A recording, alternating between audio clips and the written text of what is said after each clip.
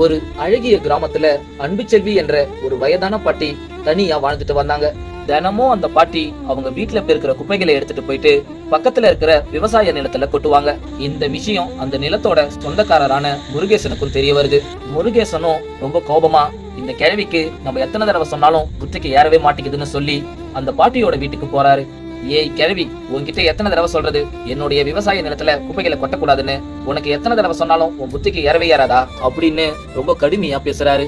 அதுக்கு அந்த பாட்டியும், கோச்சிக்காதப்பா, எனக்கு வயசாயிடுச்சுல, அதான் பழைய மாதிரி உடம்பு உழைக்க மாட்டேங்குது, கொஞ்சம் தூரம் நடந்தாலே கால் ரொம்ப வலிக்குது, அதான் குப்பைகளை எடுத்துட்டு போயிட்டு பக்கத்துல இருக்கிற நிலத்துல கொட்டிட்டேன், என்ன மன்னிச்சிடுப்பா அப்படின்னு சொல்றாங்க.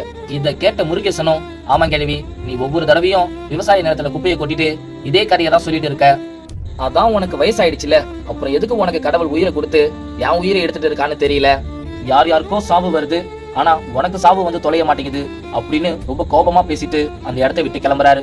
அப்ப அவரு வயலோரமா போகும்பொழுது அப்ப தெரியாதனமா ஒரு பாம்பை மிதிச்சிடுறாரு. அந்த பாம்பும் வழியில அவருடைய காலை கடிச்சிட்டு அந்த இடத்தை விட்டு ஓடிடுது. அவரும் பயத்துல கத்திட்டு அந்த இடத்துலயே மயக்கம் போட்டு விழுந்துடுறாரு.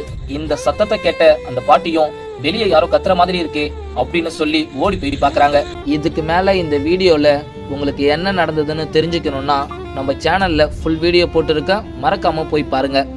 இந்த குட்டி ஸ்டோரி பிடிச்சிருந்தா மறக்காம லைக் பண்ணுங்க.